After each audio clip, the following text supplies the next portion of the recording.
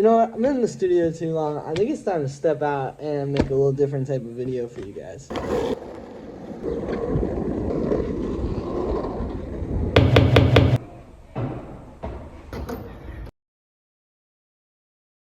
Alright, hey everyone, it's Julian. Today I'm going to be talking to you about why the industry is lying to you, ghost production doesn't matter. At the end of the day, it's just not that serious. If you like this video, make sure to like this video as well as subscribe. You can check out all my sample packs, link at the top of the description. Definitely go there. Plus, you can find all my production services at the top of the description as well. I'd love to help you guys out with your music.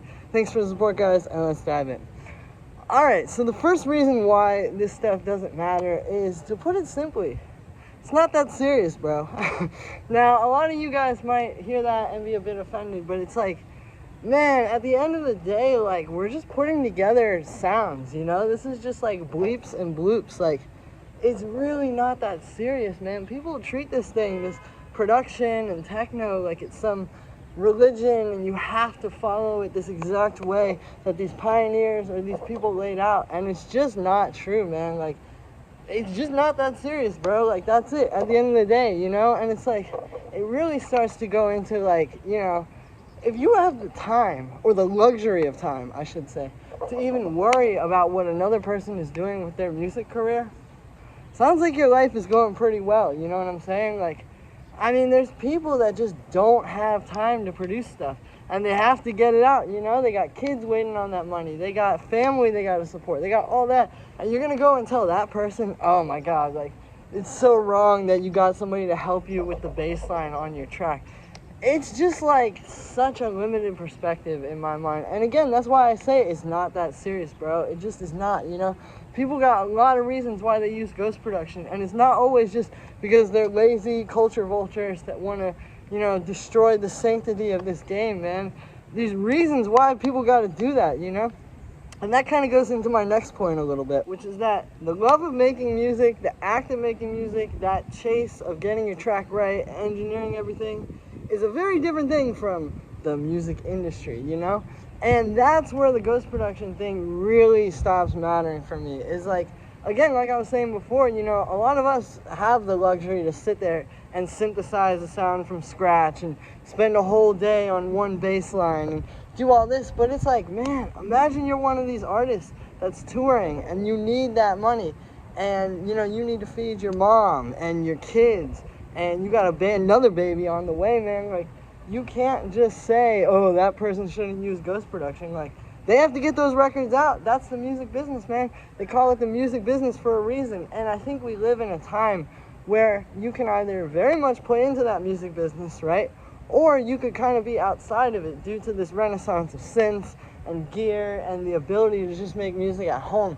And honestly, I think that's part of the reason why people are so adamant against this, is like, you know, they don't know what it's like to, like I said, you only have that limited amount of energy and you only have that limited amount of time, and you got to feed your mom, you got to feed your kid, you got a new baby on the way. How are you going to just sit there and spend a whole day on one bass line?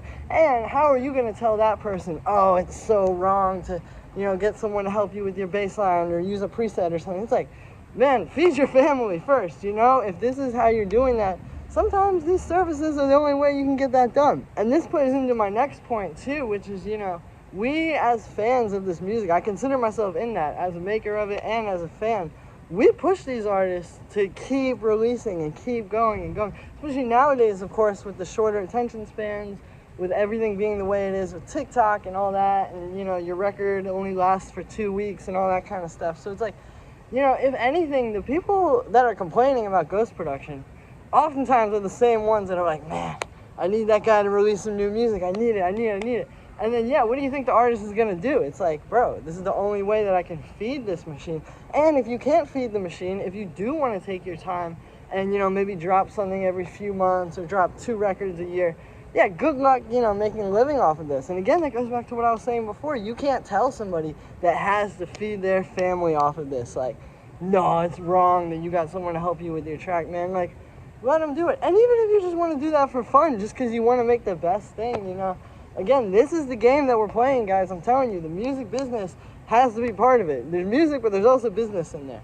And that is a big part of the reason why people end up having to use ghost production in the first place. It's just to keep up with the demand that the same people that are complaining about the ghost producers are demanding. Which really goes into my next point, which is like, at this point, man, capitalism and music are just inextricably linked. Like, you can't avoid that at this point, right? To be an artist is to have to not just be an artist where you create something unique and something great that you love, but you have to have an understanding of the game. You have to see, how often are these people releasing music? What does the music sound like? What is the standard of like engineering for that music? All that kind of stuff. And it's like, you know, because we have to make so much money to live in this society, you know? I mean, inflation's getting crazy. Everything is more expensive, you know? It's just, it's unavoidable at this point that people that make music for a living are gonna have to keep up with a very high demand on that music, both quality-wise as well as frequency of how often it's dropped. And, you know, it's not something that one person can do oftentimes. And I think that's really important to remember too, is like, you know, a good record is like a magic trick, right? It's like, wow, how did they get the bass so fat yet so clean? How did they get this so loud? You know, all that, it really is a magic trick. And that's part of the magic trick, you know? Sometimes you need somebody to be under the table there, you know, helping you flip the cards over while nobody's looking. And then my last point I want to make here is, let's say you're very much a purist and you're fuming and you're hearing this and you're like, oh, I can't believe he would say this stuff. Well, I got something for you. So, you know, at the end of the day, it doesn't devalue your art just because someone else does this. Like, you know, let's say Tiesto or something. I'm just using an example. Like Tiesto or somebody like that, or some big name uses a ghost producer and puts out a generic album or a few generic tracks or whatever, or, you know, kind of keeps up with that demand I've been talking about here with capitalism and music. That doesn't mean you can't just sit there at home and spend 5 days on your little sequencer, you know, trying to make one little loop. Like, honestly, if you have the privilege to do that, man, you know, that sounds like a great life. But oftentimes, again, like, we think what someone else is doing is going to affect us and it's devaluing the game and all that. It doesn't do anything, man. There's, you know, if you want to be in that world where it's like not really any presets, no ghost productions, no nothing like that, you can live in that world. That's the beauty of the internet. That's the beauty of where this culture is at and where the world is at. It's like, you can live in your own little world if you want to. So go ahead and do that. It doesn't have to mean that just because this big person over here is using ghost production or whatever, it doesn't have anything to do with you, man. Just stay out of it. I'm sure you're not listening to the music probably anyway, right? And honestly, you know, if one of your favorite artists does end up using a ghost producer, maybe it's because you and the fans are pushing them to drop this stuff, and it's got to be really, really good and all that. And, you know, at a certain point, they kind of have to, man. So, yeah, guys, I just wanted to get out the studio today, make a little video for you talking about this. You know, a lot of people talk about this, and there's a lot of hate for ghost production in the game. And I personally see right through it, and hopefully you guys do after this video as well. As always, make sure to like this video as well as subscribe. Let me know what you think of this video in the comments. Like I said in the beginning, you can get all my sample packs and all the resources for producers on my website at the top of the description. Definitely go click that. Best website for music producers.